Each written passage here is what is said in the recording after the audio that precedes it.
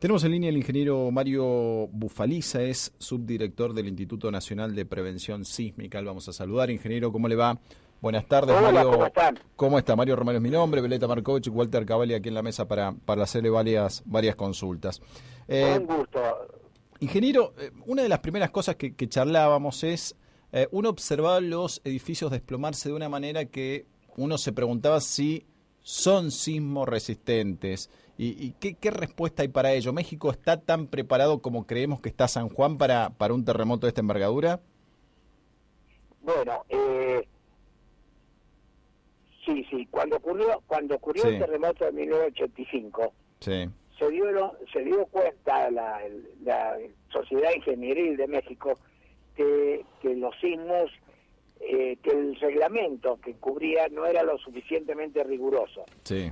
Entonces cambiaron los reglamentos, los hicieron más severos. Ahora, sin embargo, vemos que vuelve a suceder, que hay derrumbes de sismos, de edificios. Sí. Lo que quiere decir que no todos los edificios cumplen con los reglamentos. O sea, hay una especie de, ¿qué le diría? ¿Cómo sería la palabra? Pero corrupción en la construcción, digamos. Bien, pero a ver, ingeniero, usted habla de corrupción y si lo trasladamos la palabra corrupción a este país, no somos santos para nada, y uno puede decir, San Juan está preparado, pero corrupción en este país existe, como para que esos problemas que tuvieron en México pasaron aquí. ¿Qué diferencia, si usted tiene que ahora hacer un parangón con la magnitud que ocurrió en México este sismo, y si ocurre en San Juan, supongamos que no ha habido nunca nada, ni un gramo de corrupción en nuestra provincia para determinar si ediliciamente estamos preparados y qué tipo de daños tendríamos? Claro. Bueno, usted sabe, me refiero específicamente a la ciudad de San Juan. Sí. La ciudad de San Juan en el 1944, como todos sabemos, sufrió un terremoto que destruyó prácticamente toda la ciudad. Sí. Ese terremoto nos hizo tomar conciencia de que hay que construir de acuerdo con previsiones o prevenciones sismos resistentes. Sí. Se pone inmediatamente en vigencia el Código de Edificación de San Juan, el cual se ha ido mejorando, y en 1977 se pone a prueba la ciudad de San Juan nuevamente, donde los daños prácticamente se localizaron en el adobe, en la ciudad de Caucete. Claro. Y algunos casos puntuales, por supuesto, de edificios en la ciudad de San Juan. Sí. Por supuesto, existen códigos de construcción sismorresistente que deben ser respetados, están vigentes a nivel nacional, y por ser federal este país, corre por cuenta de cada provincia o municipio su puesta en vigencia o no.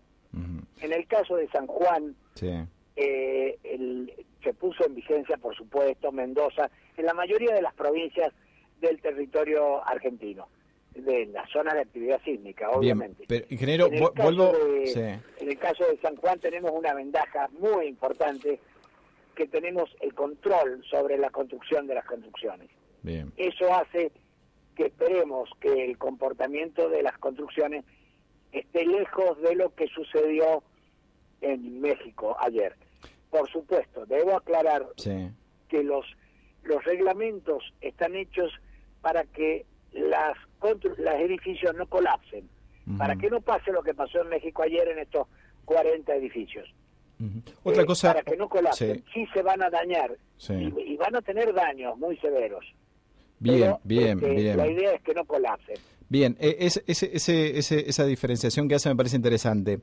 A ver, si ocurre algo como lo que ocurrió en México, interpreto que usted me dice que los edificios no colapsarían en San Juan, pero sí podrían tener desprendimiento de mampostería, por ejemplo. Tendrían, por supuesto, daños, no en la... por ejemplo, el sismo del 23 de noviembre del 77 fue una magnitud 4 puntos mayor, digamos, 7.5 fue el que fue ayer en México. Sin embargo, no provocó acá en Ciudad de México, en Ciudad de San Juan, el daño que ha provocado en Ciudad de México, considerando que la Ciudad de México del epicentro estaba a 120 kilómetros. Acá el epicentro, en el terremoto de Caucete, estuvo más o menos a 70 kilómetros. Ingeniero, si usted tiene que hacer una valoración en el caso que ocurra un terremoto de esta magnitud en San Juan, ¿de qué zonas son más vulnerables? Mi pregunta es si es más vulnerable un edificio de 8 metros en el centro o una construcción antigua en la zona de Posito, de Villa Krause o alguna que quede en la zona de Trinidad. Mire, la ingeniería puede construir un edificio en cualquier lado, digamos, sí, ¿no? Todo lo puede, siendo consciente del sitio donde vamos a construir. Usted ha visto Viña del Mar, la cantidad de edificios, y está en una zona sísmica elevadísima. Sí. Y lo mismo la Ciudad de México, tienen edificios que no han sufrido daños. Sí. Por supuesto, en San Juan hay zonas donde el suelo es mejor que otro. Usted sabe, por ejemplo, en Caucete, en el 77 hubo un fenómeno de licuación debido al suelo, que eso, por supuesto, aumenta los daños. Pero si somos conscientes del tipo de suelo que hay en Caucete, se puede construir de acuerdo con eso, ¿no? A ver, pero porque a lo que yo apunto es básicamente más allá del suelo, del tipo de construcción. Insisto, hay comercios en Posito, hay comercios en Villa Krause, hay casas en Trinidad que parecen vulnerables porque se ven casas altas, se ven casas que no sé si tengan, la estructura sismorresistente, columnas y vigas.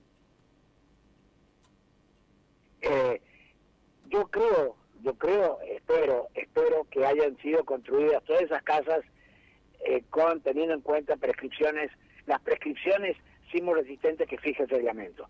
No estoy hablando de casas de adobe, porque esas casas no son sismorresistentes, sí, y sabemos positivamente que va a fallar, ¿no? Que van a colapsar. Y una cuestión más que se puso en tela de juicio, no en tela de juicio, se puso sobre el tapete en el terremoto que sufre hace un par de semanas atrás México, y ahora otra vez el famoso tema de esta alarma, ¿sí? Para allane todo lo que puede el tema, porque muchos dicen con esta alarma se alerta unos minutos o unos segundos antes de que ocurra. ¿Qué aportaría y por qué en San Juan ni siquiera se valora la posibilidad de tenerla? Bueno, permítame aclarar algo. A ver. Cuando hablamos de alarmas sísmicas, no es como el servicio meteorológico que puede decir mañana va a haber tornados o huracanes. No se pueden predecir los terremotos con ningún tipo de antelación. O sea, la alarma, ¿cómo es? Tiene que ocurrir el sismo. Una vez que ocurre el sismo, por ejemplo, ocurre en San Juan. Sí. Puede dispararse una alarma en la ciudad de Córdoba o en la ciudad de Buenos Aires, donde les llegaría más o menos unos 60 segundos o un minuto más. Pero, no sé, en ese minuto sí le puede dar tiempo a las personas para protegerse, para ponerse a cubierto de superficies vidriadas, etcétera. Pero, ingeniero, no podemos poner una alarma sísmica en San Juan cuando los sismos están en San Juan. Son en San Juan. Porque no tenemos tiempo para que nos llegue. Por más que ocurra el sismo en pie de palo, o sea, no hay forma de que haya un tiempo, una distancia con lo que ocurre acá en la ciudad. En 2 segundos está acá. O sea, la alarma no tiene sentido en San Juan, para que quede claro. Porque se mide acá. En San Juan si el sismo ha sido en Salta. O en Chile. O en Chile, obviamente. Claro. Que entonces dice, se van a mover o les va a llegar la onda. Claro. Pero no en San Juan, no. Claro. O el que hicimos de Mendoza, por ejemplo. Ingeniero, buenos días. Violeta Markovich es mi nombre. Le hago una consulta que tiene que ver por ahí, nuestros oyentes se preguntan, que siempre queda esa cuestión, quizás quien no ha recibido un curso de prevención sísmica, dentro de un hogar, de una casa, de familia, ¿cuál es el lugar más seguro mientras ocurre un sismo? Bueno, lo primero que me tengo que preguntar es si la casa cumple con prescripciones. Supongamos que es sismo resistente. Sí, si es sismo resistente, el lugar más seguro es quedarse adentro. Solamente protegerse de los vidrios que se van a romper, de las bibliotecas que se pueden caer y nos pueden provocar gran daño. Bien. Pero lo último que yo aconsejaría que hagan es que salgan afuera. En algún momento se hablaba de ese famoso triángulo de cuidado, que hay que ponerse al costado de un mueble. ¿Eso sirve o no? Eso es para construcciones, para cierto tipo de construcciones, de paneles, pero no las construcciones que tenemos en este país. Bien, o sea que con quedarse adentro y protegido de los vidrios es suficiente. Por supuesto. Ahora, si usted está en una casa de adobe, sabemos que el adobe se va a romper, los muros se van a caer. Entonces, ahí sí hay que salir. Se aconseja que salgan a espacios abiertos, por supuesto. Y tener claro, si uno vive en una casa de esas características, el camino más o menos para que nos lleve más rápido al exterior. Y finalmente, esa famosa mochila que recomiendan tener con agua, con algunos elementos personales, ¿también es aconsejable? Por supuesto, todo ayuda. Y por ejemplo, cerrar las salidas de gas, porque les puede provocar quedar una pérdida de gas y ahí viene un problema de explosión o de incendio. Eso sí es muy cierto. Bien, gracias. Ingeniero, ¿cómo le va? Walter Cavalli le habla. ¿Cómo le va? Bien, yo le voy a hacer una pregunta más general. Digo, esto que ha pasado en México ahora creo que es la falla San Andrés, puede llamarse así, por el lugar donde es sísmico esto, México, que llega a Los Ángeles, que llega en esa zona. Esto, al producirse un terremoto allá, ¿implica que puede haber terremotos acá o algo, una onda expansiva, lo que sea? No a esa distancia. En el caso de México se trata de la placa de Coco, que es la placa oceánica, que subduce, se mete debajo de la placa norteamericana. En nuestra zona no es la placa de Coco, es la placa de Nazca, que subduce por debajo de la placa sudamericana. Bien. Pero y California tiene lo que usted acaba de mencionar, el Valle de San Andrés, que se desplaza, ¿no?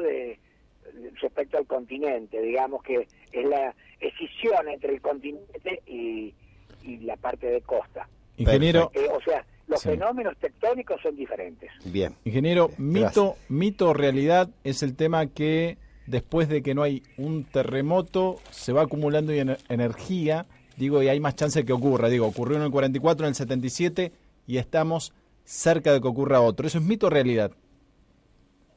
En realidad, los sismos, como dije anteriormente, no se pueden predecir. Yo le puedo asegurar que donde han habido sismos, la zona que es de actividad sísmica va a seguir temblando, van a haber terremotos de la magnitud que han habido en el pasado. O sea, lo único que nos resta es prepararnos para ellos. Claro. Ya sea tomando conciencia, con conducta y construyendo seguro. O sea, no es verdad que hay una cuestión cíclica. Las fallas, por ejemplo, Pie de Palo, que fue, tienen periodos de retorno que vuelven, pero son de más o menos varios años, o sea, no se puede dar con exactitud eso. Bien. Ingeniero, gracias por atendernos, gracias por la claridad y ha sido muy amable. Al contrario, gracias a ustedes por vuestro interés. Muy bien, ahí el ingeniero Mario Bufaliza, es subdirector del Instituto Nacional de Prevención Sísmica.